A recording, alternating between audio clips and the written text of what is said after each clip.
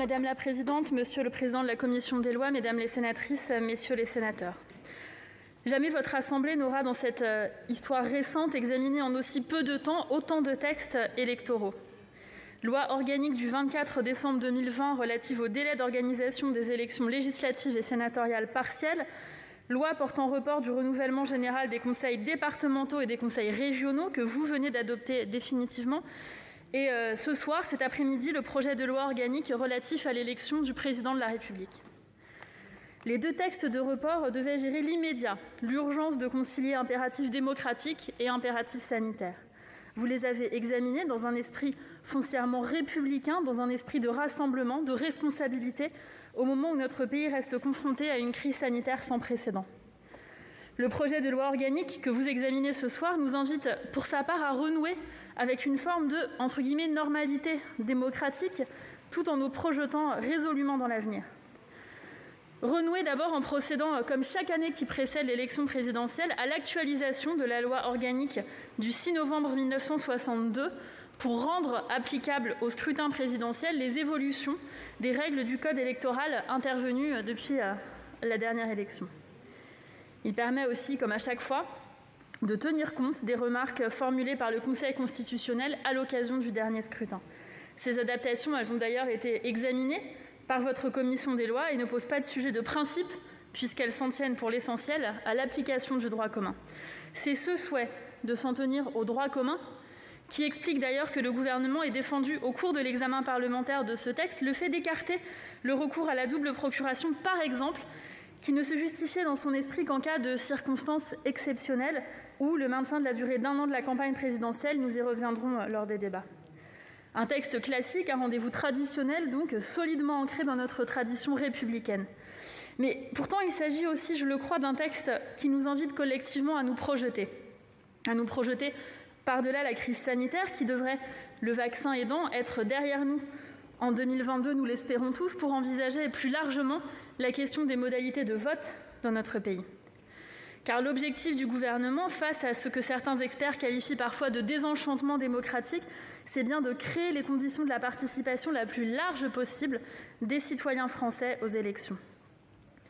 La participation la plus large possible, c'est d'abord assurer l'accessibilité du vote à tous nos concitoyens en situation de handicap.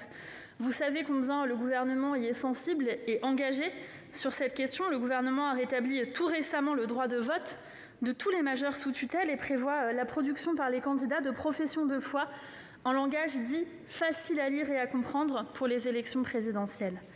Je sais que cette préoccupation est très largement partagée par votre Assemblée et nous aurons l'occasion d'y revenir, notamment à l'occasion de l'examen de l'amendement de M. Moulier. La participation la plus large possible, elle passe aussi par plusieurs mesures ambitieuses qui figurent dans ce projet de loi organique. C'est la déterritorialisation du vote par procuration qui sera appliquée pour la première fois dans notre pays lors de ce scrutin avant d'être généralisée comme prévu à l'ensemble des élections. S'appuyant sur le répertoire électoral unique, pleinement opérationnel à compter du 1er janvier 2022, elle permettra d'y recourir beaucoup plus facilement, sans rien enlever à l'impératif de sécurité en la matière.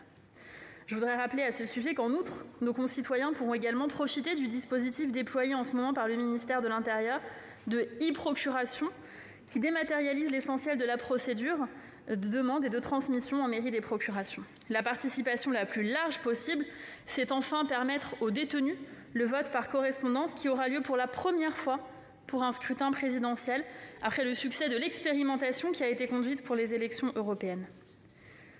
Ces avancées, l'Assemblée nationale les a validées à l'unanimité et elles ont reçu l'accord de la Commission des lois de votre Assemblée.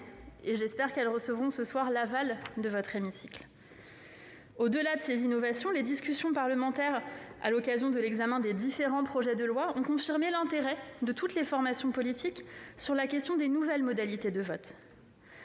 À cet égard, je tiens à saluer ce soir la très grande qualité des travaux de la mission d'information consacrée à cette question, présidée par le président Buffet, qui a rendu ses conclusions au mois de décembre. De ces travaux, comme de nombreuses contributions reçues par le gouvernement, il ressort à la fois une attente et de ce que je qualifierais d'une forme de retenue prudente, une attente de propositions nouvelles et une forme d'impatience sur ces sujets, et en même temps la conscience que les modalités qui s'éloignent de l'urne traditionnelle et du vote papier posent bien sûr des questions de principe, des questions de faisabilité technique, des questions de sécurité qui méritent toutes d'être évidemment étudiées et sous-pesées avant d'être retenues. Ainsi que vous l'indiquez vous-même, aucune des options dites classiques aujourd'hui identifiées ne pourrait être pleinement satisfaisante. Le vote à distance, par exemple, n'est ni sûr ni fiable en l'état, en tout cas pas à l'échelle nationale. Le vote électronique n'est pour sa part techniquement pas possible, et nous convenons par ailleurs tous que le vote personnel dit à l'urne est le plus souhaitable. Face à cette situation, et soucieux d'apporter une réponse à cette attente, à cette demande de modernisation, le gouvernement a cherché à vous proposer une troisième voie qui nous semble concilier l'ensemble des contraintes, un dispositif qui puisse à la fois simplifier et renforcer la participation tout en assurant un vote personnel et un vote secret respectueux de la sincérité globale du scrutin. Un mot d'abord sur le choix du texte pour porter cette proposition. Les textes de report ne permettaient pas, à l'évidence, d'envisager des innovations. Et nos concitoyens n'auraient pas compris, au-delà des mesures d'adaptation au contexte sanitaire, des changements dans les modalités de vote. En revanche, le texte que nous décidons ce soir de discuter constitue cette occasion favorable. D'abord parce qu'il porte sur une élection certes structurante, mais extrêmement simple dans son principe. Quelques candidats départagés dans une circonscription unique par l'ensemble des électeurs. C'est elle, mieux qu'aucune autre, qui se prête à la mise en place d'un dispositif nouveau, contrairement au scrutin territorialisé dont les variables sont plus nombreuses et qui rend plus hasardeux le recours à des solutions non encore éprouvées. Ensuite, parce qu'il s'agit d'une élection qui mobilise, pour laquelle les Français seront heureux que les modalités de vote soient facilitées pour leur permettre d'y participer le plus largement possible. Le dispositif que nous porterons, vous le savez, vise à offrir la possibilité aux électeurs et aux électrices qui le souhaitent de voter sur une machine électronique quelques jours avant le scrutin présidentiel. Ce dispositif très innovant, j'en conviens bien volontiers, vise fondamentalement à tenir l'équilibre. Cette ligne de crête, très bien esquissée d'ailleurs par votre mission d'information. Cette proposition, elle est motivée par le souci de porter un dispositif qui réponde à l'attente exprimée par les élus de la nation de tout niveau et de toute sensibilité politique, et qui, dans le même temps, soit respectueux des principes et des exigences qui régissent l'organisation de nos élections. Je ne doute pas que cette proposition, comme l'ensemble du texte qui sera adopté, examiné en tout cas ce soir, sera l'occasion d'un de ces débats de haute tenue et profondément républicains qui honorent votre Assemblée. Je vous en remercie. Merci. La parole est à Monsieur Stéphane Le Rudulier, rapporteur de la Commission des lois constitutionnelles, de législation, du suffrage universel, du règlement et d'administration générale. Et pour 10 minutes, chers collègues. Merci Madame la Présidente. Madame la Ministre, Monsieur le Président de la Commission des lois, mes chers collègues, on m'avait dit que ce projet de loi en examen devant notre Assemblée aujourd'hui ne devait être qu'un simple toilettage technique de la loi organique du 6 novembre 1962, qui fixe notamment, et vous l'avez dit Madame la Ministre, les règles de l'élection du Président de la République. Ce toilettage d'ambition, certes limité, a eu lieu depuis 1988, un an avant l'échéance, afin d'adapter les règles de cette élection majeure pour notre système démocratique aux évolutions de notre droit électoral pour sécuriser la campagne électorale et les opérations de vote sans pour autant en bouleverser la philosophie et son organisation. C'est d'ailleurs ce que la Commission s'est attelée à faire en proposant notamment quelques avancées significatives, mais toujours en respectant l'esprit initial de la loi organique. Ainsi, la Commission a adopté le fait de renvoyer à un décret simple en lieu et place d'un décret en Conseil des ministres s'agissant de la convocation des électeurs afin de préserver l'esprit de l'article 7 de la Constitution. La Commission a également créé une obligation pour les instituts de sondage de publier leur marge d'erreur. Un autre point saillant de nos discussions, nous avons tenté de traiter la problématique du chevauchement des comptes de campagne, puisque le report des élections départementales et régionales en juin 2021 a provoqué ce chevauchement entre les périodes de financement de ces élections et celles relatives à l'élection du président de la République. Aussi, afin d'éviter un certain nombre de difficultés sur la ventilation entre les dépenses engagées par un éventuel même candidat aux élections régionales et aux élections présidentielles, la Commission a proposé, par sagesse, de ramener au 1er juillet 2021 le début de la période de financement de l'élection présidentielle. Alors, Madame la Ministre, j'avais prévu de rentrer dans le détail de ces avancées techniques, mais malheureusement, un événement est venu contrarier mon raisonnement. Cet événement, c'est le dépôt, ce mardi à 11h, d'un amendement de dernière minute par le gouvernement proposant la possibilité d'un vote par anticipation par le biais de machines à voter. Et cet amendement est devenu en quelques heures un véritable point de friction entre le gouvernement et notre Assemblée. Ce qui m'amène à formuler plusieurs observations. D'abord, sur la forme de cet amendement. En premier lieu, si l'intention est louable de s'interroger sur l'évolution et la pluralité des modalités de vote pour essayer d'enrayer la montée régulière de l'abstention, la méthode employée par le gouvernement paraît quelque peu surprenante, car au-delà du fait qu'aucune saisine préalable du Conseil d'État n'ait été faite, quand on change les règles du jeu d'un mode de scrutin aussi essentiel pour notre vie démocratique, il faut avant tout avoir l'objectif d'obtenir un consensus de la classe politique et de l'ensemble de la classe politique, ce qui n'est pas le cas en l'espèce. En second lieu, l'amendement souffre d'incomplétude, laissant beaucoup de questions en suspens. Quel serait le nombre de machines à voter disponibles afin d'assurer un maillage territorial satisfaisant?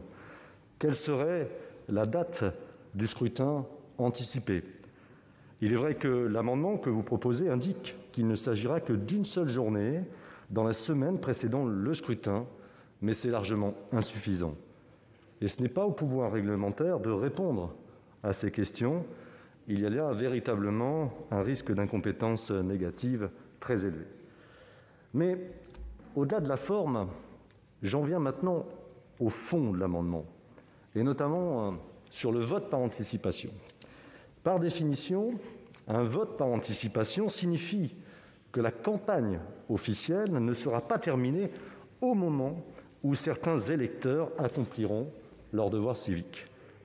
Or, si un événement marquant venait à bouleverser au dernier instant la formation du jugement de l'électeur, je pense notamment au débat entre les deux tours, l'électeur ne pourra pas revenir sur son vote. Ainsi, plus la période d'anticipation sera importante, plus le risque et le changement d'opinion sera élevé, d'autant plus que, et vous le savez, la formation du jugement des électeurs peut intervenir très tardivement dans le cadre du processus électoral, parfois même dans les dernières heures. Malheureusement, ce vote par anticipation ne tient pas compte de cette réalité. D'un point de vue constitutionnel, j'aimerais ajouter que le fait que les électeurs ne disposent pas des mêmes éléments d'information le jour de l'élection entraîne inévitablement une rupture d'égalité des électeurs face au scrutin, ce qui peut porter atteinte à la sincérité du scrutin et donc, in fine, à la légitimité du candidat élu. Et ceci est d'autant plus vrai lorsque l'écart de voix entre les deux candidats est minime.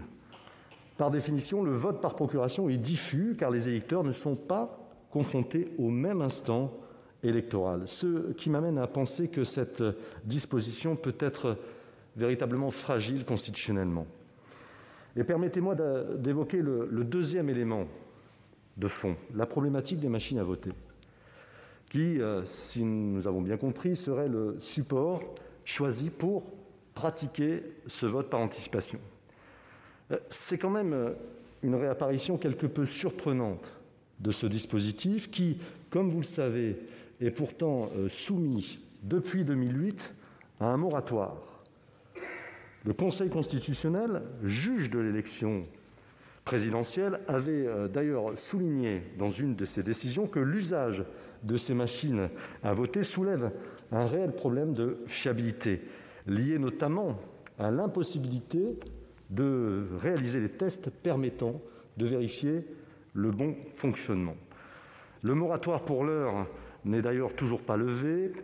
La question est donc toujours en suspens et concerne aujourd'hui près de 64 communes qui sont équipées avec du matériel de plus en plus vieillissant et qui se refusent à investir sans avoir la certitude de la pérennisation du système. J'ajoute un dernier point, que l'absence de bulletins de vote papier empêche tout recomptage et qu'il faudra donc faire confiance aux informaticiens pour s'assurer de l'absence d'un quelconque piratage. On peut enfin émettre des doutes sur le fait que le dépouillement ait lieu le jour même du scrutin, ce qui implique que les machines à voter seront stockées dans les mairies pendant plusieurs jours avec le résultat des votes en mémoire, ce qui peut ouvrir la porte à des fraudes.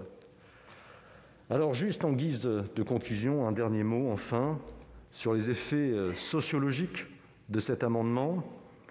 On peut se demander légitimement si cette procédure ne favorise pas le vote des électeurs urbains de catégories socio-professionnelles supérieures, ceux-là même qui pourront se permettre de prendre une demi-journée de RTT en pleine semaine pour se rendre dans l'un des rares bureaux de vote du territoire avant tout simplement de partir en villégiature le week-end.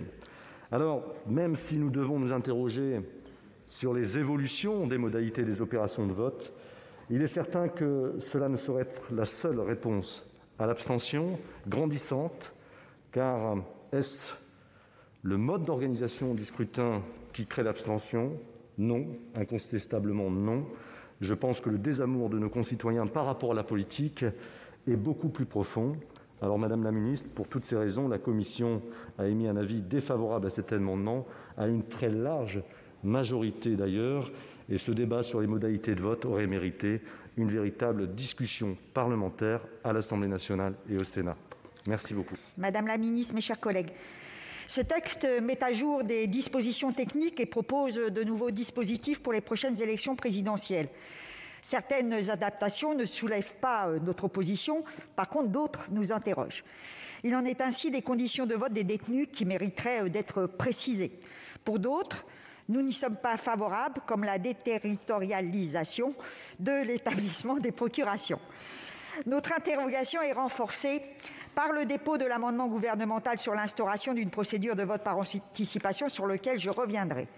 Ces deux points remettent en cause, selon nous, une forme citoyenne de l'organisation de ce scrutin. L'essentiel, toutefois, c'est ce qui n'est pas dans ce projet de loi. L'élection présidentielle est la clé de voûte des institutions de la Ve République. Vous avez, monsieur le rapporteur, rappelé que l'élection présidentielle au suffrage universel direct donne des pouvoirs très forts et très singuliers au président de la République, chef de l'État. Vous avez également rappelé comment, depuis 20 ans, la présidentialisation, je dirais moi-même hyper-présidentialisation, s'est renforcée. Nous assumons la dénonciation d'une pratique monarchique du pouvoir et d'un dévoiement des institutions républicaines qui, rappelons-le, se fondent sur la Déclaration des droits de l'homme et du citoyen de 1789. Cette présidentialisation, vous l'indiquiez, monsieur le rapporteur, fut accélérée par l'instauration du quinquennat et l'inversion du calendrier électoral. La dérive que nous vivons aujourd'hui exige de rendre au Parlement son pouvoir et de le replacer comme pivot de la démocratie. Cela exige donc de revenir aussi vite que possible sur l'inversion du calendrier. Cela exige de revenir sur la durée du mandat du président de la République. Cela exige d'ouvrir le débat sur les prérogatives de ce dernier. La crise sanitaire, nous le voyons bien, avec la captation du pouvoir par l'exécutif, accélère l'exigence d'une révision en profondeur de nos institutions. Oui, nous estimons qu'il faut changer de constitution par l'avènement d'une 6e République. Le texte très technique élude des questions essentielles. Nous poserons par voie d'amendement la question de l'audiovisuel dans la campagne électorale, officielle et non officielle, en proposant de revenir au choix de l'égalité durant la période entre le dépôt de candidature et le démarrage de la campagne officielle. Ces semaines sont essentielles pour la détermination du vote. Les candidats doivent être traités sur un pied d'égalité et non pas sur la base d'un critère d'équité, aux contours incertains, qui intègre en particulier les sondages qui, rappelons-le, sont diligentés par des instituts aux mains de grands groupes privés peu enclins à la neutralité dans le débat politique. Les sondages doivent être encadrés, limités, voire interdits durant une certaine période. Nous le voyons bien dès à présent, plus d'un an avant l'élection, certaines forces font déjà l'impasse sur le premier tour. Ce sera un duel Macron-Le Pen, point barre. La messe serait ainsi déjà dite et le pluralisme étouffé. Le système américain lui-même montre bien que la bipolarisation de la vie politique tue la démocratie à petit feu. La question de l'argent dans les campagnes présidentielles n'est abordée que par un biais lointain dans ce texte. Elle doit pourtant être posée clairement pour favoriser ce pluralisme si nécessaire. Pour favoriser l'égalité des candidatures, il faut limiter le niveau des dépenses électorales. Nous proposerons de les abaisser significativement. Nous proposerons également d'abaisser le seuil de remboursement des frais de campagne. Vous le constatez, ces trois thématiques, parmi d'autres, comme celle qui viendra en débat sur les parrainages, sont fondamentales. Enfin, nous proposerons qu'une réflexion soit engagée sur les conditions de déroulement d'une campagne présidentielle dans les mois qui précèdent le scrutin. Le risque existe qu'au moins à l'automne, nous ne soyons malheureusement pas sortis de l'épidémie, même si nous l'espérons toutes et tous. Comment permettre à ceux qui n'ont pas au moins accès aux médias de mener leur campagne durant une telle période ? Il faudra par exemple réfléchir à élargir le temps d'antenne longtemps avant la campagne officielle ou créer une plateforme numérique pour ouvrir dans l'égalité les nécessaires moyens technologiques à tous. L'abstention ne se combattra pas de surcroît durant une crise sanitaire par des évolutions, voire des manipulations techniques, comme le propose le gouvernement par un amendement qui créerait le droit de voter de manière anticipée. Notre groupe est d'ailleurs, comme une majorité de nos collègues, indigné, choqué, tant sur la forme que sur le fond, par la méthode du gouvernement, méprisante, et par cette volonté permanente de remettre en cause la démocratie citoyenne par des artifices de modernité. Je rejoins ainsi les propos de monsieur le rapporteur. L'abstention se réduira par le débat, par la démocratie, justement par la conviction que le vote est utile.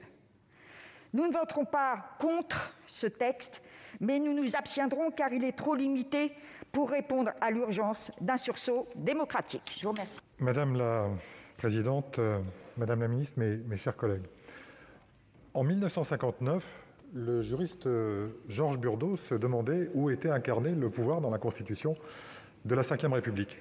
Et il concluait tout simplement que ce pouvoir d'État était incarné dans le président de la République au titre de l'article 5 de notre Constitution qui lui donne la capacité d'arbitrage au sein des institutions.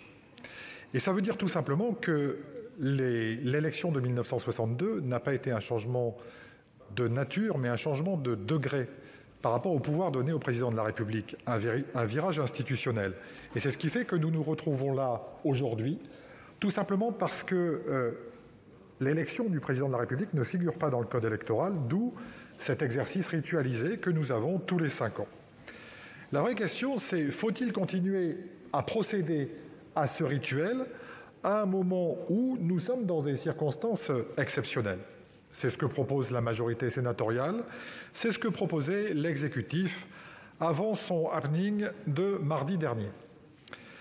En réalité, même un texte technique reste un texte politique.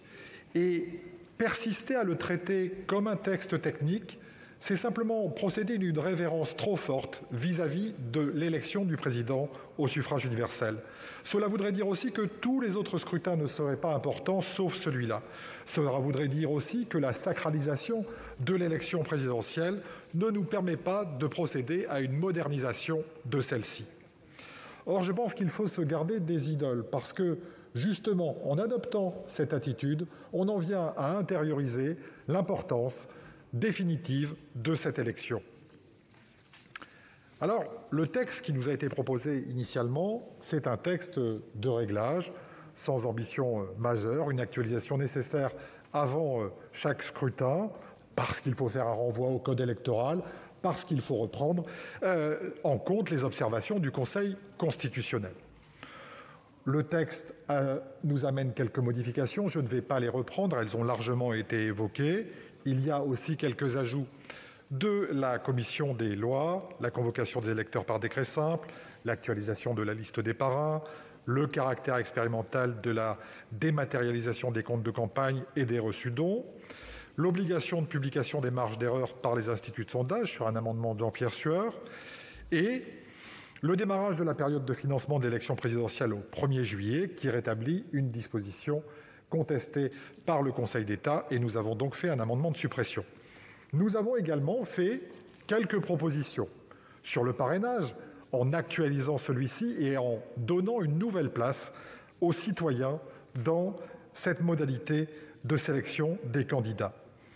En voulant publier la liste des candidats par le Conseil constitutionnel, en voulant faire en sorte que les campagnes soient plus transparentes dans leur financement. Viennent enfin les modalités de vote. Alors, je ne vais pas trop les détailler parce que ça fait plusieurs mois que je m'attache à le faire, mais pour le faire simplement, on va dire que nous avons tout essayé.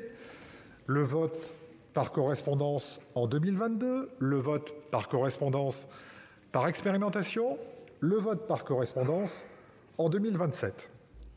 Nous avons aussi tenté de mettre en place un vote par anticipation, non pas au sens où l'entend le gouvernement, mais en étendant la période de vote au vendredi, samedi, dimanche. Je regrette que la majorité sénatoriale n'ait pas jugé utile de retenir ces suggestions ou au moins de montrer qu'elle avait une quelconque volonté en la matière en les sous-amendant, parce que dans ces cas-là, il ne faut pas s'étonner au final des initiatives qui sont prises par les autres quand on a refusé d'en prendre soi-même. Je précise, pour finir, au gouvernement qui semble découvrir en se parant des habits de la modernité par une suggestion qu'il est précurseur en la matière, que cela fait des mois, 9 exactement, que nous ne comptons plus le nombre d'amendements pour moderniser notre droit électoral. Et arrive l'amendement du gouvernement qui a un avantage, c'est de faire l'unanimité contre lui. Comment tuer une bonne idée potentielle ? Eh bien, je vais vous donner une réponse comme ça. Sur la méthode, cet amendement est tellement bon qu'il n'a ni besoin d'études d'impact, ni besoin d'un avis du Conseil d'État, ni de concertation. Pour le coup, le gouvernement a été vraiment en marche contre sa majorité à l'Assemblée nationale.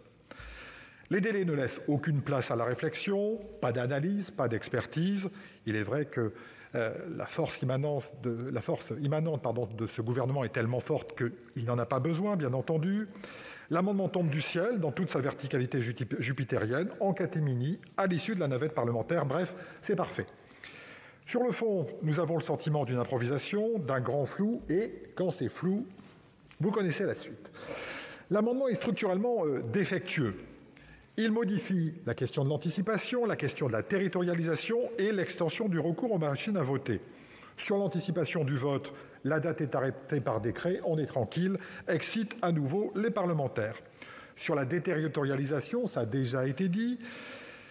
Quelles sont les modalités de mise à jour des listes d'émargement en ce qui concerne le double vote ? Est-ce qu'il faudrait en fait aider un électorat mobile, bien intégré socialement ?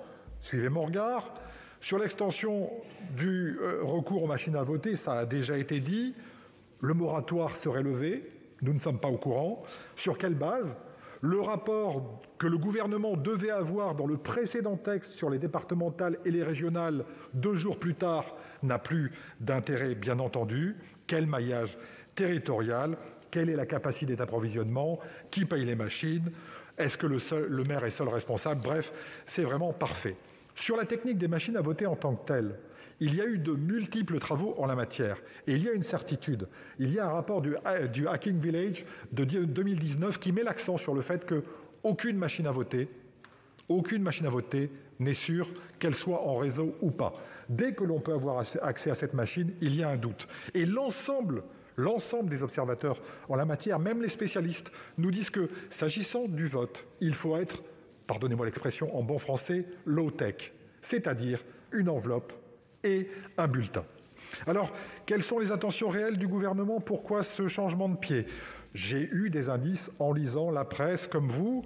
Le porte-parole du gouvernement nous a expliqué qu'Emmanuel Macron, candidat, avait pris l'engagement de donner plus de possibilités aux Français de participer.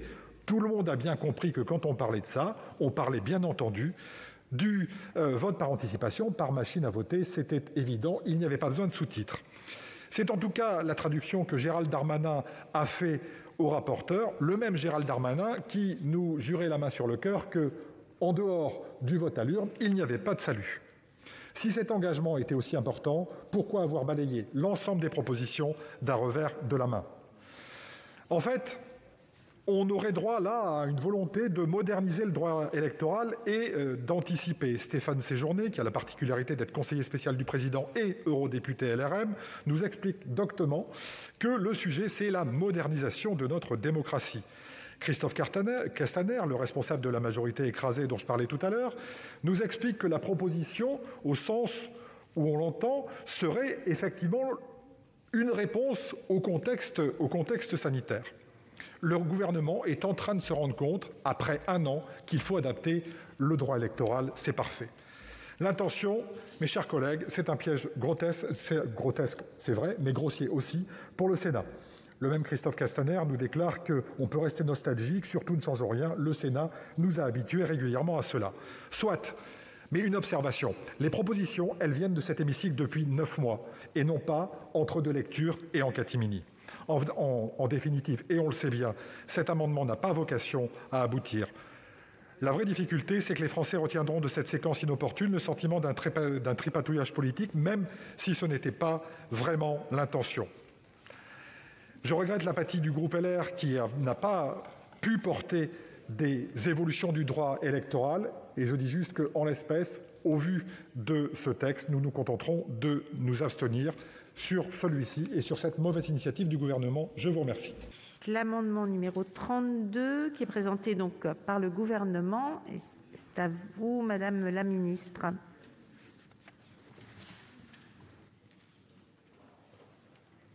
Merci Madame la Présidente, Mesdames les sénatrices, Messieurs les sénateurs. Avant de partager avec vous l'argumentaire du gouvernement que j'ai l'honneur de représenter pour vous présenter cet amendement, je voudrais d'abord rappeler le contexte parce que je sais à quel point la présentation de cet amendement par le gouvernement a pu étonner, voire susciter la colère. Plusieurs d'entre vous l'ont dit hier lors des débats dans les médias et l'ont dit également aujourd'hui lors de vos propos liminaires. Donc je voudrais très simplement et en toute sincérité partager plusieurs éléments avec vous. D'abord, vous dire que je comprends votre étonnement sur la méthode. Votre étonnement et votre colère même sont légitimes.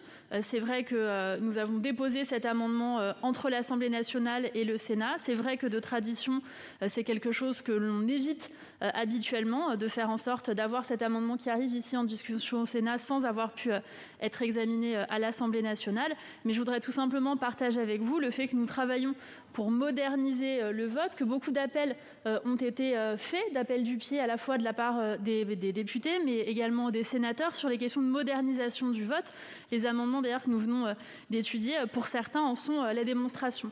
Et donc notre volonté, c'était à la fois de répondre à l'engagement du programme du président de la République sur la numérisation et la modernisation de la démocratie, de répondre à la volonté d'un certain nombre de parlementaires de pouvoir moderniser, numériser le vote et faire en sorte qu'en 2022, on puisse élargir les conditions d'accès à la démocratie, tout en respectant les impératifs, à la fois les impératifs sanitaires, mais aussi les impératifs de sécurité et de sincérité du scrutin. Et donc nous avons pris effectivement cette initiative, travaillé avec les services du ministère de l'Intérieur, et je remercie monsieur le sénateur Phil Libat d'avoir salué la qualité empirique du travail mené par les services de ce ministère et par ses administrations habituellement. Et c'est ce qui nous conduit aujourd'hui à vous proposer cet amendement qui nous semble être une forme de troisième voie entre le fait de ne pas bouger et laisser l'organisation du scrutin telle qu'elle est d'une part, et d'autre part une modernisation qui parfois nous semble peut-être aller trop loin ou ne pas permettre de garantir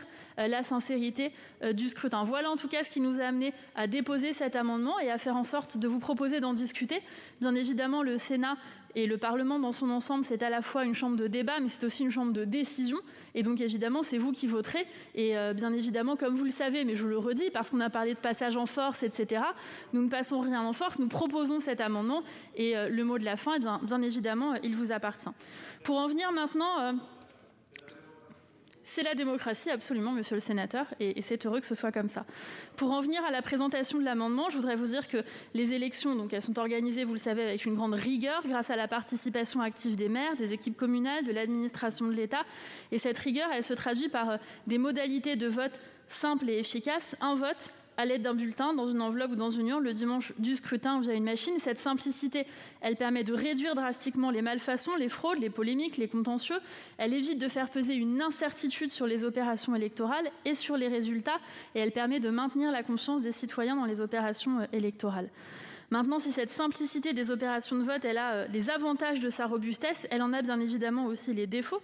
Je pense ici notamment à la question de l'abstention, qui est importante au niveau des élections présidentielles, même si elle l'est bien moins, cela a été noté et j'y souscris évidemment, elle est moins importante que pour d'autres élections, mais néanmoins, je crois que régulièrement, le procès d'élection avec un fort taux d'abstention est fait, et donc chacun ici conviendra que nous ne pouvons pas nous satisfaire, pour nous qui justement aimons la démocratie, de ce taux important d'abstention à l'élection présidentielle.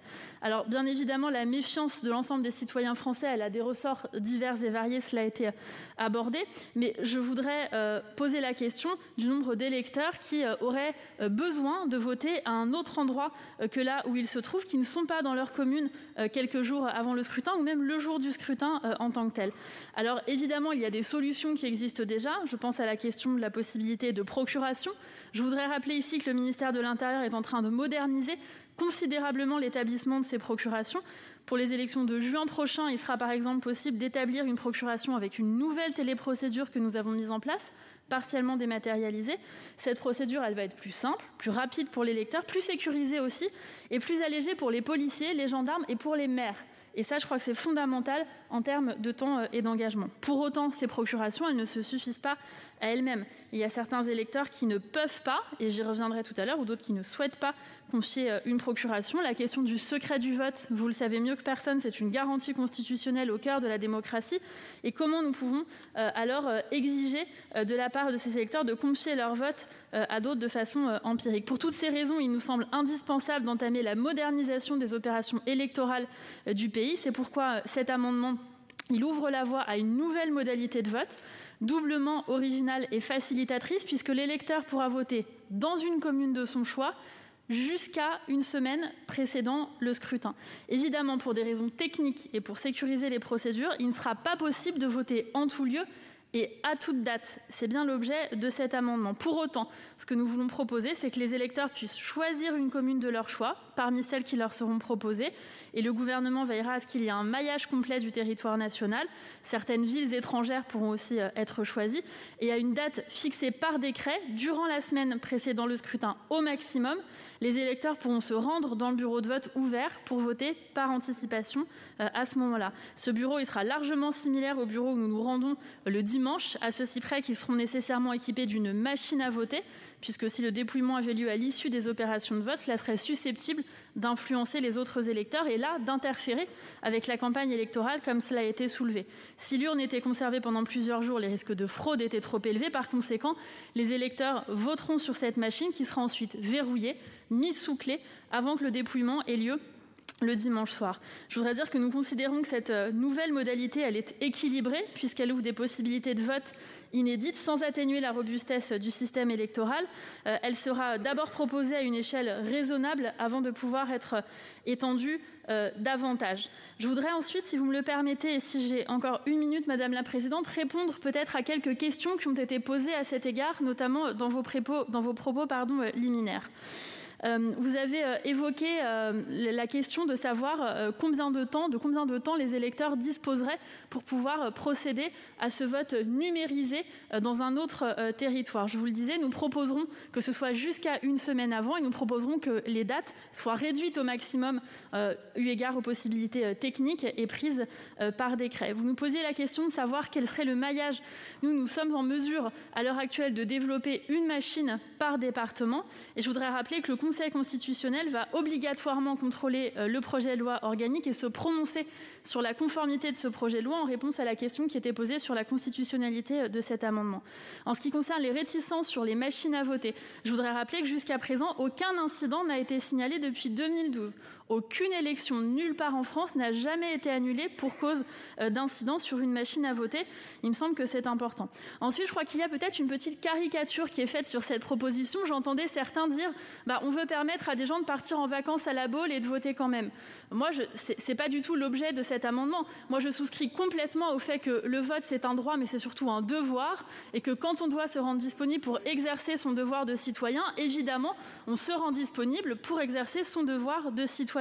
Mais je voudrais dire que cette proposition de vote numérique, puisqu'il s'agit bien de vote numérique et pas proprement parler d'un vote par anticipation, ce vote numérique, il favorise notamment le vote des gens isolés qui n'ont personne à qui confier leur procuration, ou des gens qui travaillent le dimanche, des jeunes ou de ceux qui viennent de déménager. Enfin, pour répondre à la question de qui va payer, qui est une question importante que je ne néglige pas, nous proposons dans cet amendement que ce soit l'État qui prenne en charge ces machines pour respecter les prérogatives qui étaient celles notamment du moratoire de 2008 sur les machines et pour ne pas imposer de coûts supplémentaires aux communes.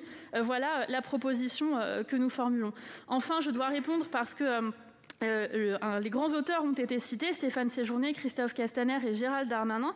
Et en ce qui concerne le ministre de l'Intérieur, je dois rappeler qu'il s'est prononcé contre le vote par correspondance, parce qu'il y a, c'est vrai, un risque de manipulation et de pression, et nous partageons cet avis au gouvernement, mais pas contre le vote numérique qui permet à chacun d'être dans un isoloir, devant une machine à voter, comme lorsqu'il est seul devant une urne, dans les mêmes conditions exactes et strictes que devant le scrutin. Voilà l'amendement que nous soumettons à votre débat et à vos voix. Merci. La parole est à la Commission, monsieur le rapporteur. Votre avis. Merci, Madame la Présidente. J'ai déjà, dans la discussion générale, défendu le raisonnement de la Commission par rapport à cet amendement. J'y reviendrai, mais puisqu'on a eu, Madame le Ministre, une transmission de pensée, vous parlez de grands auteurs, effectivement. Donc je me suis... parler de Castaner, mais également de Monsieur Darmanin. Donc j'ai, pendant cette nuit, recherché les déclarations de Monsieur Darmanin. Et effectivement, en novembre dernier, vous avez raison, le ministre de l'Intérieur a déclaré, je cite, j'ouvre les guillemets, « Nous ne sommes pas capables d'être sûrs que le vote par correspondance, effectivement, vous aviez raison, comme le scrutin électronique, soit entièrement incontestable.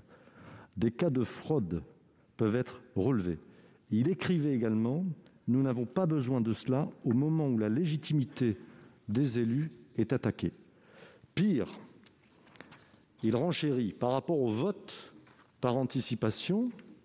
Contrairement aux Américains, les Français ont l'habitude que l'élection se tienne en une journée et par ailleurs, il ne m'a pas semblé que le système électoral américain soit des plus incontestables ou plus lisibles que le nôtre. Je m'interroge d'ailleurs sur les volontés d'américaniser notre système institutionnel. Voilà en fait les déclarations que je tiens à disposition de Madame la Ministre. Mais je voudrais revenir également sur les machines à voter, et plus particulièrement les machines à voter qui sont déjà présentes dans nos communes, dans nos 64 communes. Les systèmes d'exploitation datent de 1995. Ils sont sous le système d'exploitation Windows 95. Vous imaginez bien qu'en termes de maintenance, ça pose de réelles difficultés pour ces communes qui maintiennent comme ils peuvent ce système, mais qui n'ont pas de réponse effective de la part de l'État depuis 2008. Et ce qui est d'autant plus surprenant, c'est ce que je disais dans mon propos, c'est qu'on a balayé d'un revers de main ces difficultés, notamment l'interrogation sur la fiabilité de ces machines à voter. C'est le Conseil constitutionnel qui, dans sa décision de 2008, a dit qu'il y avait un problème de fiabilité, notamment dans le cadre des élections législatives de 2007. Et puis, sur le dernier point, sur le vote par anticipation, je voudrais simplement dire la chose suivante. Il ne faudrait pas aboutir à un moment donné à des opérations de vote à l'identique qu'une commande sur Amazon.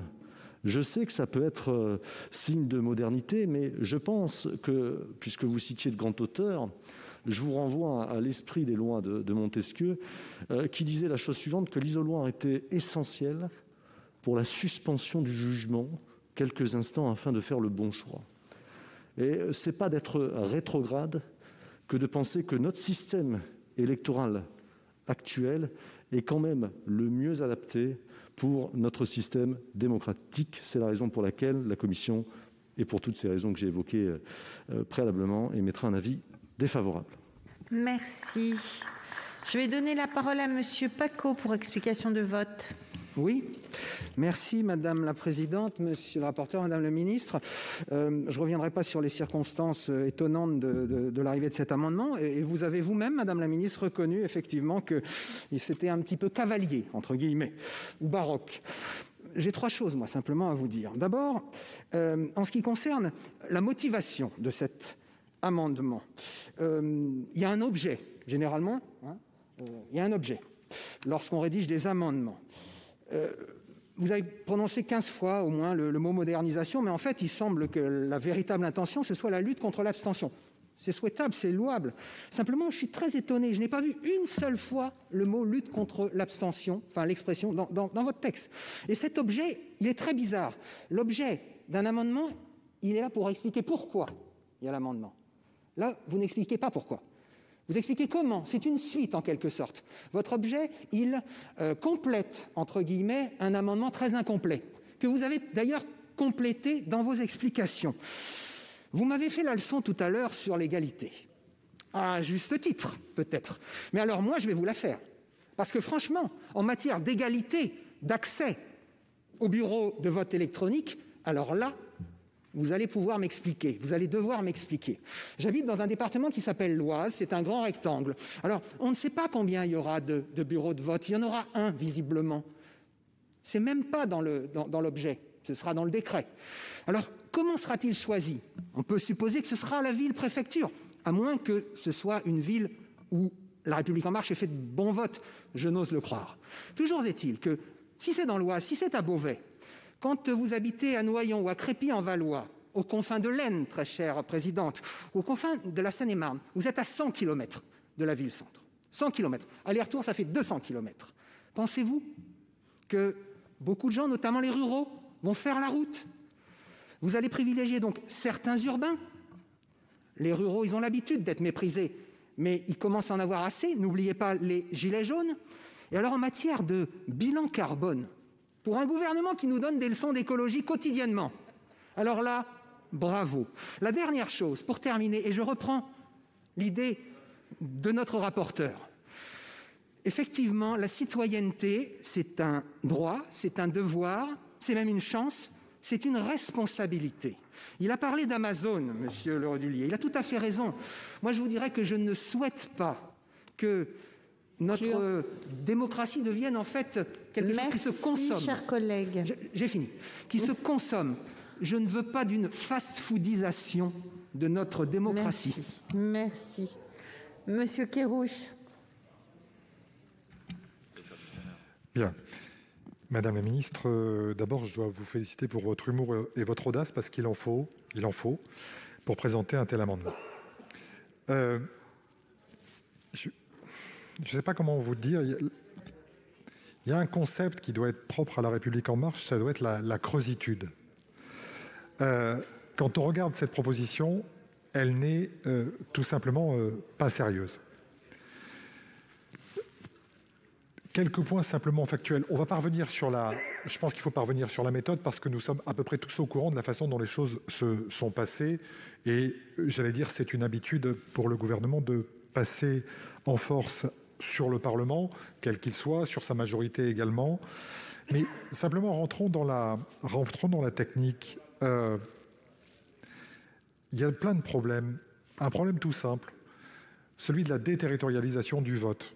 Le fait que pour la première fois, avec cette proposition de vote anticipé, il n'y aurait plus moyen de rattacher un électeur à sa commune, puisque en effet, celui-ci voterait dans un bureau distinct.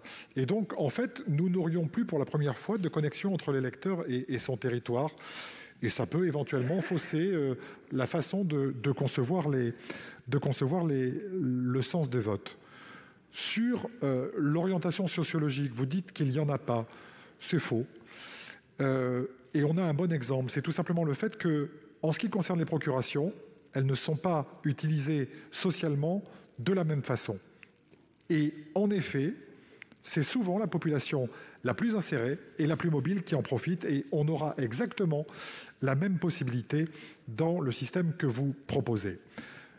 Par ailleurs, quant au principe d'égalité, vous nous dites qu'il y en aura dans tous les départements. Très bien, sauf cela revient à considérer que tous les départements sont égaux du point de vue démographique, ce qui est forcément faux au-delà des problèmes de déplacement.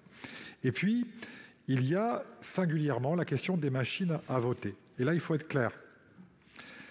Tous les ans, il y a des études de fait sur ces machines à voter. La dernière étude, c'est celle du Defcon Village de 2019, je vous l'ai citée tout à l'heure. Aucune de ces machines ne peut être certifiée conforme, quoi qu'il arrive. Dès le moment où il y a une intermédiation entre le vote et celui qui utilise cette machine à voter, il y a un problème. Ce problème, vous ne pouvez pas le lever. Cet amendement est une fausse bonne idée, c'est de la poudre aux yeux, et vous voulez nous faire passer pour des ringards en ayant eu cette idée parce que nous allons la repousser. Merci. D'une certaine façon, ce soir, j'en suis assez fier. Merci. Monsieur Temal. Merci Madame la Présidente. Je ne reviendrai pas comme mes collègues, mais je crois que tout le monde l'a compris, sur les conditions d'intégration, enfin de tentative d'intégration de cet amendement. Je crois que tout le monde a dit ce qu'il y avait à dire. Moi, ce que je regrette, c'est que si vous avez eu cette idée-là, je suppose qu'elle n'est pas arrivée maintenant, mais on aurait pu imaginer qu'à l'issue des élections municipales, où chacun a pu noter les difficultés rencontrées, et qu'en même temps, on devait tous vivre dorénavant avec un virus, etc. Peut-être qu'il aurait été intéressant d'ailleurs que le ministre de l'Intérieur réunisse les parlementaires, les chefs de parti, pour imaginer des dispositions particulières, plutôt que de venir là avec cette fausse bonne idée. Et pour ne pas être trop long, juste aussi dire que moi, encore une fois, sur le vote par anticipation, contrairement à d'autres, je pense que cette idée est intéressante. Et pour moi, il ne s'agit pas d'aller, on va dire, sur le chemin des Américains. Je pense que c'est une vraie question qu'on peut se poser, comme d'autres questions d'ailleurs, sereinement, sur comment on peut poursuivre, en tout cas faire en sorte qu'il y ait plus de participation au scrutin. Je pense que c'est une question qu'on doit se poser en tant que parlementaire, et je crois que celle-ci, comme d'autres, on ne doit pas avoir de tabou. Mais pour autant, malheureusement, vous êtes en train de tuer cette idée. C'est-à-dire que parce que ce qui va ressortir ce soir, c'est que l'amendement sera rejeté et que cette idée-là sera enterrée pour très longtemps. Donc c'est vraiment un vrai sujet. Dernièrement aussi, sur la modernité. Vous avez ce mot à la bouche, il faut numériser la démocratie. Je ne sais pas très bien ce que ça veut dire. Moi, ça m'inquiète. Mais par contre, dès qu'on vous pose d'autres options, d'ailleurs, on l'a vu dans les précédents amendements, tout était rejeté. Donc attention, Madame la Ministre, à ne pas faire de communication ce soir qui serait j'ai voulu moderniser et le Sénat, cette chambre rétrograde, a voulu nous bloquer. Je crois que ce ne serait là aussi pas une bonne chose de faite pour une démocratie. Donc ce soir, je crois que l'amendement sera rejeté et je vous invite à un peu de sérénité et de hauteur de vue. Je ne vais pas partager le tir de barrage de mes collègues sur le vote anticipé. Et puisqu'on parlait de bilan carbone, ce n'est pas la peine d'aller jusqu'aux États-Unis pour observer cette pratique, puisqu'elle est pratiquée depuis des dizaines d'années en Allemagne et en version papier avec des modalités sécurisées, et ça fonctionne, y compris quand les écarts de score sont très serrés. On ne remet pas en cause le mode de scrutin à cause du vote anticipé. Donc on aurait pu envisager une forme de modernisation. Moi, je pense aussi que ça aurait pu être envisagé ici en France. Malheureusement, vous l'avez adossé aux machines à voter qui, elles, sont plutôt un retour en arrière dans nos pratiques démocratiques, puisque si nous avons des urnes transparentes, c'est bien pour une raison, et nous n'accepterions pas que nous passions à des urnes opaques dans nos bureaux de vote. Les machines à voter reviennent en gros à fermer complètement la transparence du scrutin et posent un problème démocratique certain. Je pense que les machines à voter actuellement en utilisation en France devraient être démontées, envoyées au recyclage. Elles sont dangereuses pour notre démocratie. Je pense qu'on ne devrait pas avoir à voter à travers ces dispositifs-là. On a un dispositif simple et transparent, on devrait le garder. Par contre, le vote anticipé aurait pu être débattu autrement, de façon plus apaisée, si vous n'aviez pas été aussi cavalier avec cet amendement. Merci. Monsieur Houpert.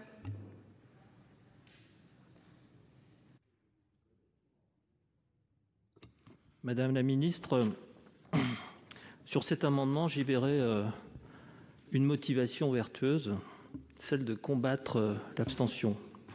Mais pour faire diminuer l'abstention, il y a deux moyens. Soit on donne les moyens aux électeurs, aux citoyens d'aller aux urnes, parce que c'est ce que vous proposez, mais les citoyens qui veulent voter le peuvent. Il y a le rituel de l'élection, le rituel de l'isoloir, comme ça a été dit, et les procurations. Deuxièmement, il faut surtout donner aux Français l'envie d'aller voter. Et pour donner l'envie d'aller voter, il faut donner le choix. Et lors des dernières élections, en particulier les élections européennes, le fameux « moi ou le chaos », ça a cassé l'envie d'aller voter. Merci. Benarroche. Oui, Madame la ministre, je ne voudrais pas être désagréable, en fait.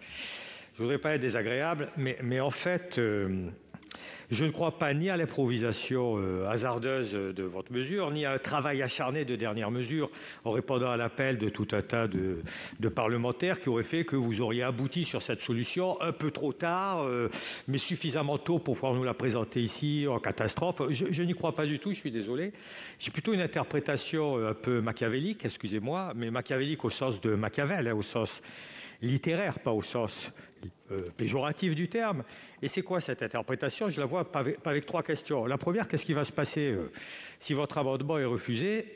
Je suis désolé, cher collègue, monsieur Temal, je pense que les éléments de langage sont déjà prêts.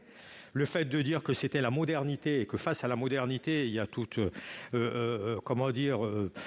un ensemble d'élus du peuple qui se sont opposés à cette modernité parce qu'eux sont rétrogrades et ne veulent pas cette modernité. Je pense que les éléments de langage dans la présentation même qui en a été faite par des membres du gouvernement depuis 2 jours sont déjà en place. Donc je pense qu'on va y avoir droit.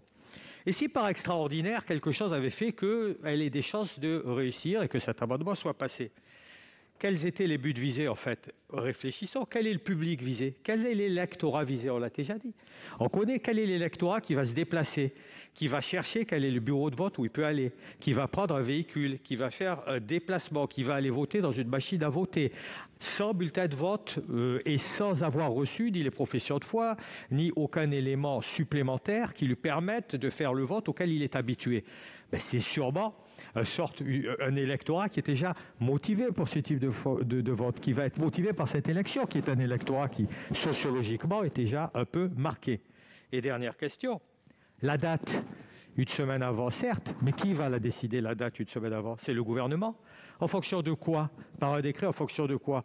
En fonction d'un calendrier qu'il aura lui-même choisi de son côté, y compris d'un calendrier dans un événement de campagne, y compris dans un débat. Alors oui, si j'étais machiavélique, je dirais que c'est un gagnant-gagnant pour le gouvernement, un gagnant-gagnant qui est un perdant, qui est la démocratie. Merci, Madame la Présidente Assassi. Oui, merci Madame la Présidente et merci Madame la Ministre pour la défense de votre amendement qui était relativement longue. Madame la Ministre, gouverner, c'est prévoir. Et si votre ambition est vraiment de moderniser, la modernisation, je crois sincèrement, sans être moi aussi machiavélique, que vous auriez anticipé le dépôt de cet amendement. Je crois que vous ne pouvez pas laisser à penser que d'un seul coup, une idée a jailli d'un esprit très brillant qui s'est dit « mince, on a oublié de le mettre dans le projet de loi organique, etc. » Donc, on va le déposer en catimini au Sénat. Je suis d'autant plus méfiante que cet amendement arrive au moment même où des débats animent des formations politiques sur des modifications des scrutins de différentes élections. Donc il y a là une sorte de cohérence qui, à mon avis, n'est pas le fruit du hasard. Alors, sur le fond, j'ai eu l'occasion de dire dans la discussion générale toutes les raisons pour lesquelles nous sommes opposés à cet amendement, et bien évidemment, nous voterons contre. Mais Madame la ministre, sur la lutte contre l'abstention, alors sincèrement et honnêtement, je ne crois pas un instant que cet amendement pourra remédier à ce terrible fléau qu'est l'abstention. Dans les quartiers populaires, je suis une élue de la Seine-Saint-Denis, dans les quartiers populaires, mais pas que, parce que je ne voudrais pas stigmatiser les quartiers populaires, l'abstention est très forte. Et vous le savez très bien, on ne cesse de le répéter, ce n'est pas par des artifices techniques, mécaniques, qu'on répondra à cette envie, parce que les gens ont envie de participer au débat politique. Ils ont envie d'échanges. La vie est tellement compliquée qu'ils ont envie de savoir les raisons pour lesquelles nous sommes dans une situation économique catastrophique, et pas que à cause de la crise du Covid. Ils ont envie de partager, ils ont envie de construire ces gens. Et donc, je vous le dis sincèrement, non seulement cet amendement ne répond pas à l'abstention de façon générale, mais surtout, Madame la ministre, vous ne faites pas rêver les gens avec ce genre de proposition. Merci. Monsieur Bonnecarrère.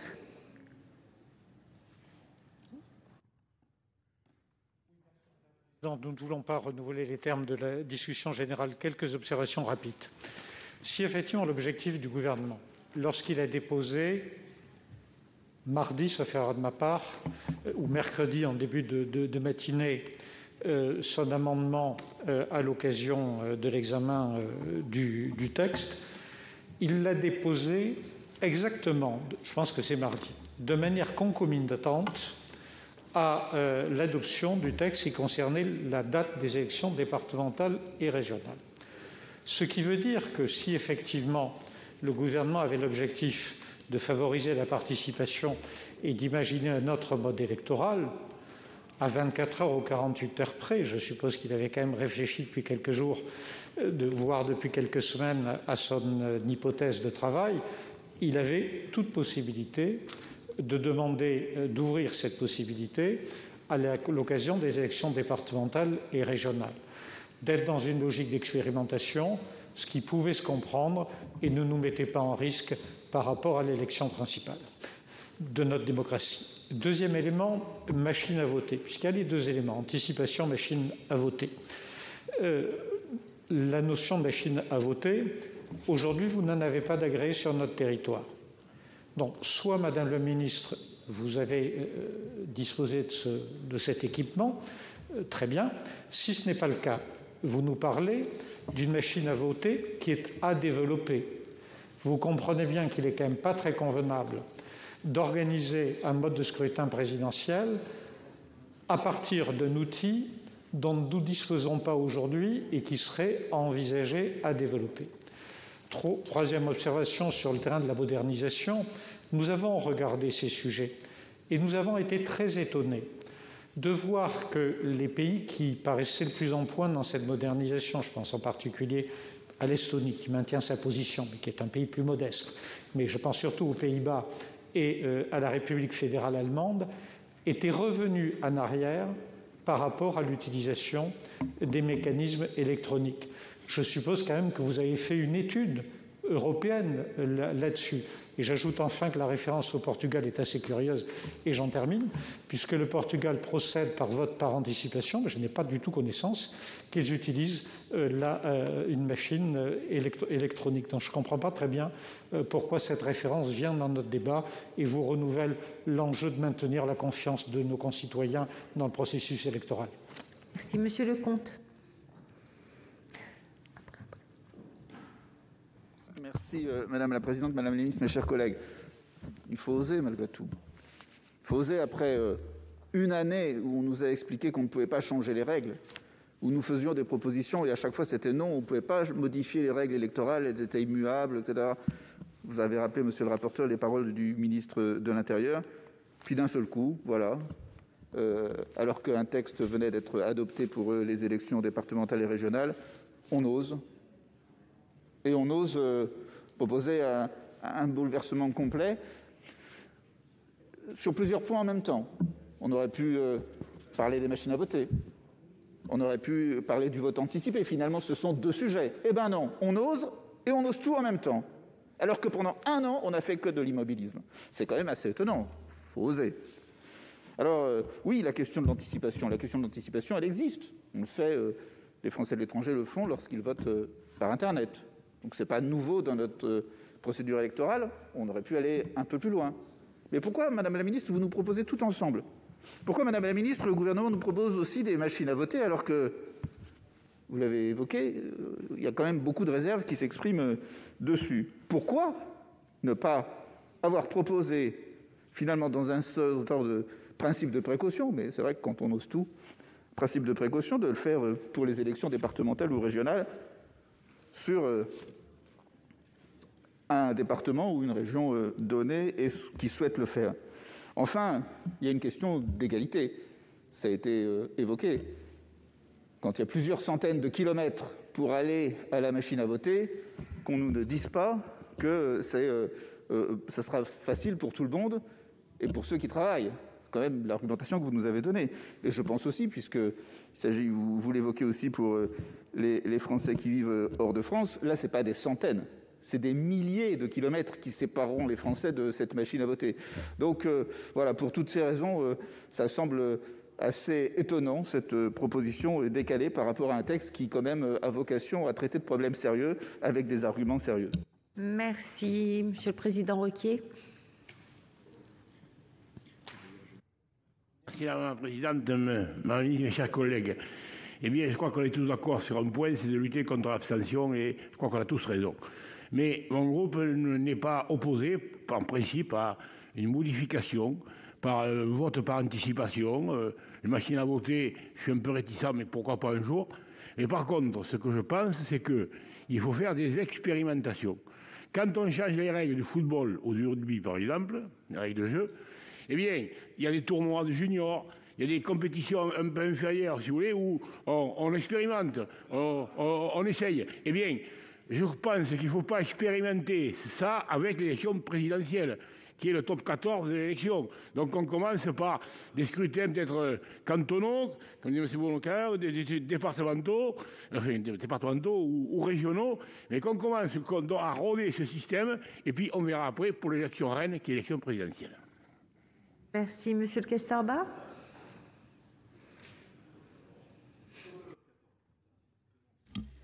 Madame la ministre, vous avez revendiqué la modernisation comme étant la motivation du gouvernement. Qu'est-ce que c'est que votre modernisation ? Est-ce que c'est être moderne que de réformer les conditions du scrutin présidentiel sans aucune délibération de l'Assemblée nationale, sans aucune possibilité pour l'Assemblée nationale de modifier le texte du gouvernement? Belle modernisation. Est-ce que c'est moderne de modifier substantiellement le code électoral sans prendre l'avis du Conseil d'État?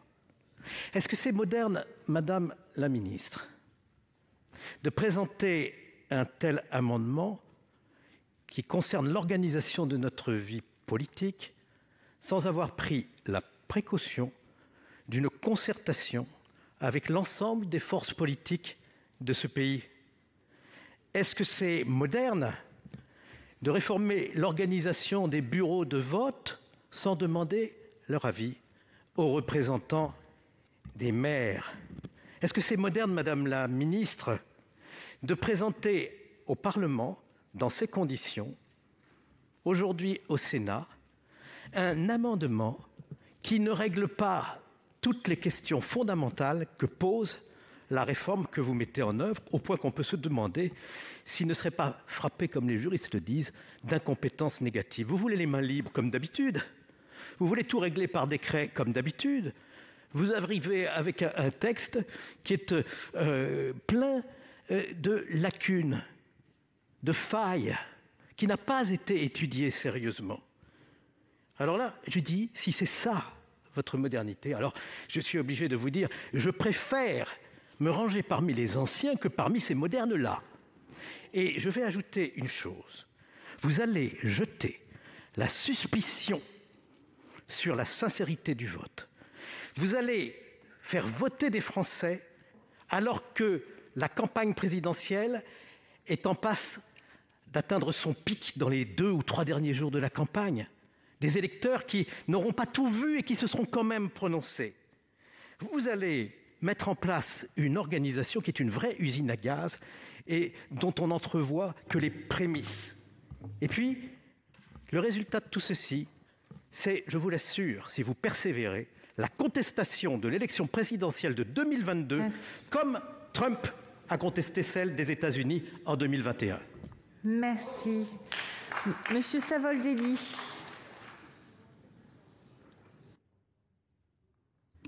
Oui, merci Madame la Présidente, Madame la Ministre, mes chers collègues. 2 petits mots, un mot et une question. Le mot, c'est sur la déterritorialisation.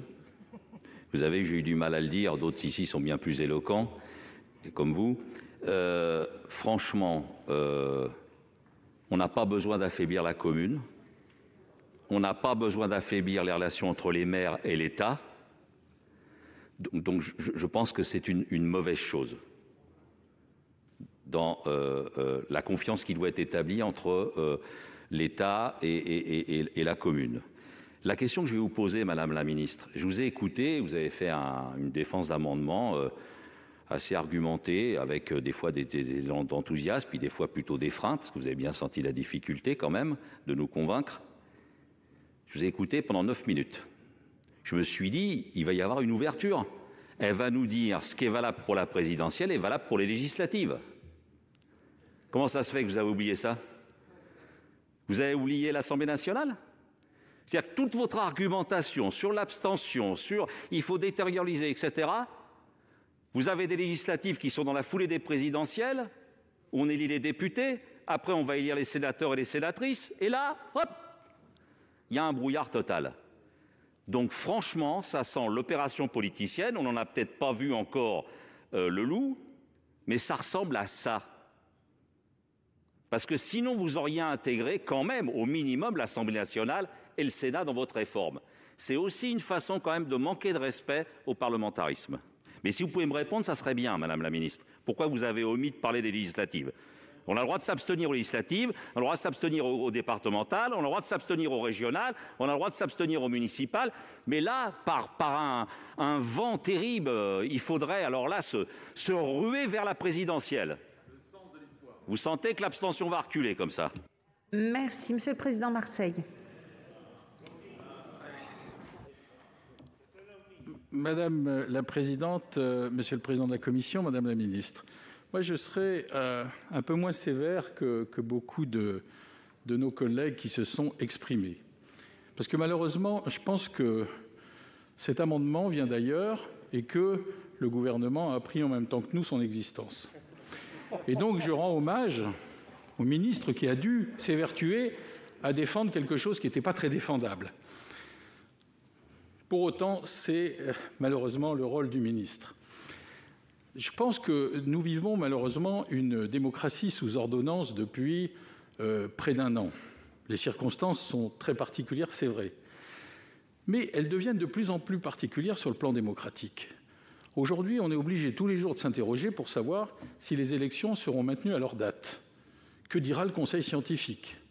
On est obligé de lire les PPL qui surgissent à l'Assemblée pour savoir si le mode de scrutin aux élections législatives sera le même ou s'il sera proportionnel. On est obligé de regarder jour après jour si, comme au municipal, on a le droit d'avoir 2 procurations, ou malheureusement, parce que le gouvernement ne le veut plus, on ne les aura pas pour les départementales et les régionales. Parce que, pardon, si on ne peut pas aller voter, il y a les procurations. On n'est pas obligé d'aller faire quelques kilomètres pour aller voter devant une improbable machine, je ne sais où, dans un département. Et puis, on est obligé de se pencher régulièrement pour savoir si les conditions de votation, si les jours de votation, si les campagnes seront celles que nous connaissons ou si elles vont évoluer. Je pense qu'il faut mettre un terme à tout cela. Je ne parle même plus de ce qu'on avait évoqué dans un passé pas si lointain, la baisse du nombre de parlementaires ou le redécoupage des circonscriptions. Je pense que notre démocratie a besoin de stabilité. Elle a besoin de stabilité et notre démocratie est malade. Elle est malade et nous avons un devoir collectif. Quand je vois le résultat de certains sondages qui nous promettent des choses que nous ne souhaitons pas, quand je vois ce qui se passe dans une grande démocratie au Capitole, je dis qu'il faut vraiment que nous ayons un sursaut et que nous ayons la volonté collective de faire en sorte rapidement de stabiliser la situation et d'avoir une démocratie stabilisée. C'est le moins qu'on puisse faire vis-à-vis des électeurs si on veut qu'ils viennent voter. Merci. Je voudrais simplement vous signaler pour que vous puissiez vous organiser que nous aurons un scrutin public. Et monsieur le rapporteur, vous avez demandé la parole.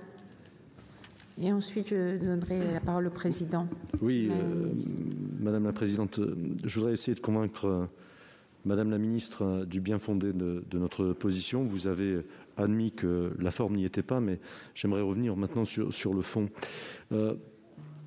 Madame la sénatrice a évoqué la crise sanitaire. On espère tous quand même qu'en avril et mai 2022, la crise sanitaire soit derrière nous. Je pense que l'ensemble des sénateurs de cette Assemblée partagent cet avis. Mais imaginons un seul instant que la crise sanitaire soit toujours aussi active en 2022. Dans le procédé que vous nous proposez, vous ne pouvez pas anticiper le nombre d'électeurs qui arriveraient dans ce bureau de vote. Imaginons que votre proposition soit retenue et un assentiment d'un bon nombre de Français, vous pourriez avoir des centaines, voire des milliers d'électeurs qui convergent vers un même point et créer un spot. Donc dire que c'est aussi une réponse à la crise sanitaire, moi je prendrais un peu plus de précautions. Notre collègue Philippe Bas l'a rappelé, ce n'est pas la première fois que les élections présidentielles ont lieu durant les vacances scolaires. Donc j'ai été rechercher en fait les taux de participation sur 2017 et 2007. Et on s'aperçoit que le premier tour du scrutin de 2017 a eu lieu pendant les vacances scolaires de la zone A. C'était Lyon, Bordeaux, et de la zone B, Marseille, Strasbourg, Lille, etc. Et que le taux de participation a pourtant atteint 77,77%. Il en est de même pour 2007. Et enfin, juste pour conclure, il y a eu des recours aux procurations qui ont déjà été facilités, notamment 3,36 millions de personnes ont voté par procuration lors de l'élection présidentielle de 2017. Ça a été dit, en 2022, le recours aux procurations sera facilité d'autant plus avec l'article L71 du Code électoral qui dispose que désormais tout électeur peut, sur demande, exercer sa procuration. Et puis également, ça a été dit, la déterritorialisation du vote. Et je me pose la question, pourquoi ne pas avoir souhaité, par exemple, prolonger le dispositif de double procuration pour l'élection présidentielle? Voilà, Madame la Ministre. Merci. Monsieur le Président de la Commission des lois, Monsieur Buffet. Madame la Présidente, Madame la Ministre, chers collègues, moi j'ai quelques observations. Je ne veux pas revenir sur tout ce qui a été expliqué, tout ce qui a été dit, à la fois sur le fond et sur la forme, sur la méthode. Naturellement, nous partageons ces analyses. Mais le Sénat, au mois de décembre dernier, a commis un rapport, en tous les cas la Commission des lois, sur le vote à distance. Vous avez eu la gentillesse et la sympathie de le rappeler tout à l'heure en tribune. Nous avons auditionné un grand nombre de personnes, singulièrement un grand nombre de services, y compris naturellement des services de l'État. Et il y a au moins 2 points de convergence qui ont été partagés par tout le monde. C'est l'insécurité technique et juridique du vote par Internet à ce jour, enfin numérique à ce jour, et de l'utilisation des machines à voter. C'est le point sur lequel tout le monde s'est accordé à dire, surtout, n'y allez pas. En tous les cas, pour le vote numérique, n'y allez pas maintenant. Le gouvernement nous disant d'ailleurs, les services du gouvernement nous disant, nous ne sommes pas encore prêts, nous travaillons, nous avançons, peut-être dans quelques années, mais nous ne sommes pas prêts pour l'instant. Mais ça, véritablement, ça faisait consensus auprès de tout le monde. Dans ces conditions-là, les choses étaient claires.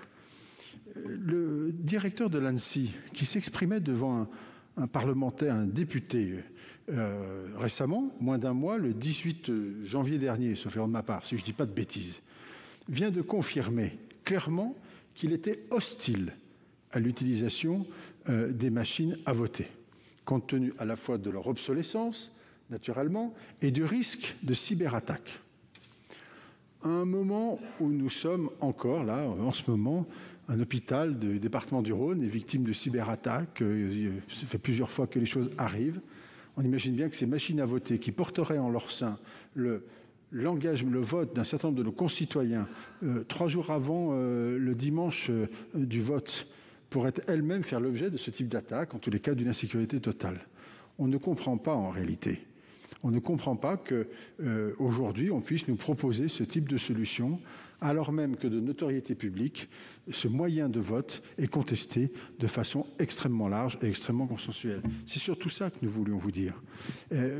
On peut toujours imaginer vouloir envisager d'autres moyens de vote, des évolutions, après tout, pourquoi pas? Mais la condition substantielle, c'est la sécurité absolue. Et là, nous ne l'avons pas. C'est la raison pour laquelle nous avons émis un avis extrêmement défavorable, pour ne pas dire autre chose. Merci, Madame la Ministre.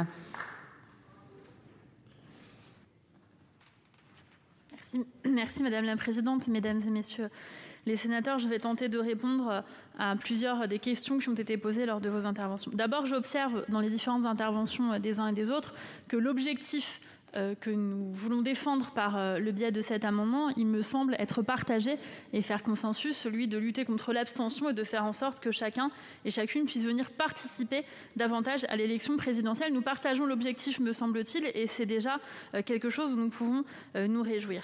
Je voudrais répondre sur la question de la mission d'information et notamment du rapport qui est prévu par le gouvernement sur la question des machines à voter et répondre à cet égard que, bien sûr, ce rapport sera remis comme prévu dans les 6 mois suivant la promulgation de la loi dans laquelle cet amendement a été adopté. Et donc, le gouvernement va continuer son travail de présentation et de rendre compte aux parlementaires de l'avancée des questions des machines à voter, notamment de la question du moratoire. Et tout cela sera évidemment abordé comme c'était prévu et comme cela a été voté dans ce rapport. Je voudrais bien rappeler que nous ne sommes pas là dans un vote par correspondance. J'ai bien écouté, monsieur le rapporteur, les citations que vous avez partagées de monsieur le ministre de l'Intérieur.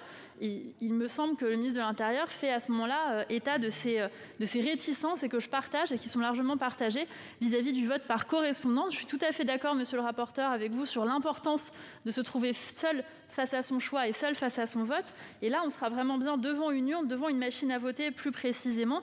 Et donc, cet instant de solitude et de suspension avant le vote, il sera bien prévu et bien maintenu par le dispositif que nous proposons. Je voudrais rappeler, je l'ai dit tout à l'heure, mais comme la question a de nouveau été posée, je voudrais vraiment rappeler que tous ces achats se feraient potentiellement aux frais de l'État. Il ne s'agit évidemment pas d'imputer une nouvelle dépense à des maires. Je voudrais préciser également que le choix des communes dans lesquelles ces machines existeraient serait fait, si cet amendement bien sûr était voté, en pleine consultation avec l'ensemble des maires pour pouvoir disposer de ces machines à voter dans les endroits où il y aura du monde. C'est une possibilité supplémentaire. On n'oblige personne parce que parfois j'ai entendu certaines réflexions qui auraient pu amener à penser que maintenant tout le monde voterait de cette manière. Non. C'est vraiment une possibilité supplémentaire qui est offerte en matière de bilan carbone. Par ailleurs, si on veut regarder le bilan carbone, et c'est une préoccupation louable et qu'évidemment je partage, nous allons pouvoir réduire justement le bilan carbone, puisque l'idée, ce n'est pas que les gens se déplacent quelque part pour avoir accès à cette possibilité de vote, c'est que quand ils se sont déjà déplacés ailleurs, ils puissent voter en dehors de leur commune sans avoir à faire cet aller-retour. Mais oui, donc très concrètement, cet argumentaire... je me permets de le dire, n'augmente pas la question du bilan carbone. Je voudrais réagir sur une question de forme et qui a été abordée par plusieurs membres du groupe socialiste. Pardon, mais c'est de le souligner, mais c'est le cas. Moi, je voudrais vous dire que j'ai l'impression qu'il y a quand même un petit procès d'intention qui nous est fait en disant oui, vous avez déjà prévu des éléments pour dire ci et ça. Moi, j'ai prévu de rien dire du tout. Moi, personnellement, je n'ai pas prévu de m'exprimer outre mesure sur les questions qui me sont posées. Je n'ai pas de rendez-vous dans les médias dans les jours qui viennent. Et donc, vous nous faites un procès d'intention d'avoir préparé des éléments de réponse pour dire que le Sénat est ringard. Moi, je n'ai jamais dit que le Sénat était ringard. On est toujours le ringard de quelqu'un. On est toujours le moderne de quelqu'un. Moi, je suis venue à la politique par un sénateur-maire, Jean-Claude Boulard, qui était sénateur-maire du Mans, pour qui j'avais le plus profond respect et qui était très engagé dans la défense du bicamérisme et dans la défense du Sénat. Vous ne trouverez jamais aucun propos méprisant de ma part vis-à-vis du Sénat et jamais je n'ai traité qui que ce soit de ringard ou d'anti-moderne. Je ne crois pas que ce soit là le débat. On propose simplement des alternatives. Il y a des alternatives qui sont proposées d'ailleurs aussi par des sénateurs sur la modernisation du vote. Certaines, nous avons étudiées, d'autres, nous les avons rejetées parce qu'elles ne nous semblaient pas pouvoir garantir la sincérité du scrutin.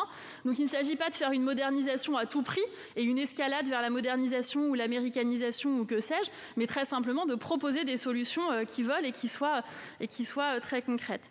Madame la présidente Assassi dit « vous ne faites pas rêver les gens ». C'est un peu péremptoire. Moi, je crois qu'il y a des gens qui rêvent et des gens qui ne rêvent pas. Là, je pense qu'il y a un débat sur la question de la participation.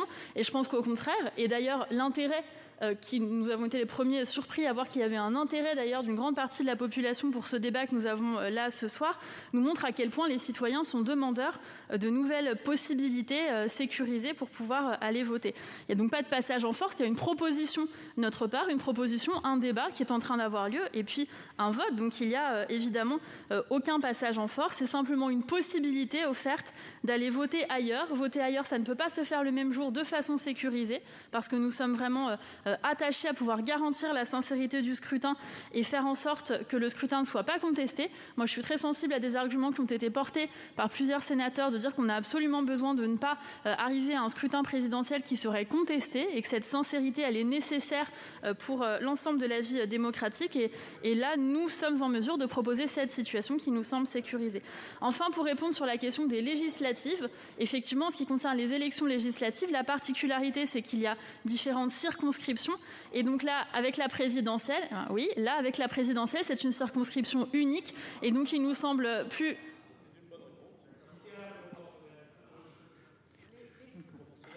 Laissez parler la ministre. Merci, Madame la Présidente. Donc là, il y a... vous me posez des questions, je vous réponds. Vous n'allez pas maintenant me reprocher de vous répondre trop à vos questions. Sinon, je ne réponds pas aux questions. Moi, ça ne me dérange pas. Je suis à votre disposition. Le gouvernement est à la disposition du Parlement et je suis disponible aussi longtemps que nécessaire. Je disais donc que sur la présidentielle, il y a une circonscription unique et c'est pourquoi ça nous apparaissait opportun de faire cette proposition de pouvoir voter en distanciel, mais en étant en présence par des machines à voter pour la présidentielle parce qu'il y a une circonscription unique pour cette élection et c'est la seule à cet égard. Merci beaucoup. Merci. Donc, j'ai été saisie d'une demande de scrutin public par le groupe Les Républicains sur l'amendement numéro 32. Et je vous rappelle que l'avis de la commission est défavorable. Il va donc être procédé au scrutin public dans les conditions fixées par l'article 56 du règlement. Le scrutin est ouvert. Alors voici le résultat du scrutin numéro 84 sur l'amendement numéro 32. Compte tenu de l'ensemble des délégations de vote accordées par les sénateurs aux groupes politiques et notifiées à la présidence, nombre de votants 344, nombre de suffrages exprimés 344, pour l'adoption 23, contre 321, le Sénat n'a pas adopté.